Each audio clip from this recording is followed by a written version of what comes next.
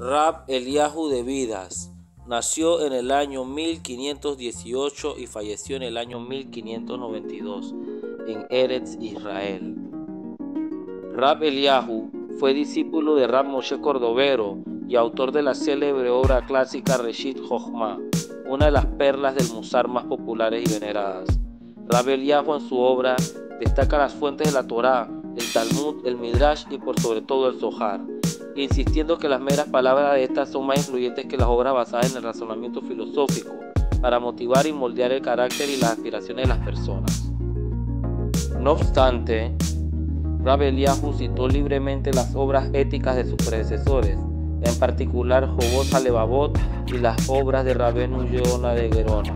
Rab Eliyahu, que también usó citas e ideas del Zohar, marcó el comienzo de un nuevo género de obras de Musar que utilizan la Kabbalah como parte de su marco ideológico. Las dos últimas secciones de su libro contienen pequeñas antologías midráshicas y constituyen una rica colección de dichos éticos de los Tanaín y los Amoraín. Reshit Jochma se convirtió rápidamente en una obra muy popular y algunos de los sabios de las generaciones posteriores fuertemente alentaron su estudio. Rabbeinu Hida en Shen HaGedolim insta que toda persona dedique parte de su jornada al estudio del Reshit Jochma.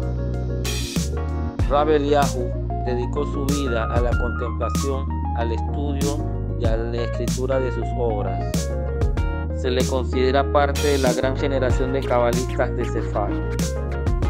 Su obra es considerada también parte de la atmósfera del estudio de Kabbalah liderada por el Rabbi Isaac Luria, quien falleció algunos años antes de que se escribiera su más importante libro, y de cabalistas anteriores como los Hasidim de Alemania, liderados por Eliyahu Bachar.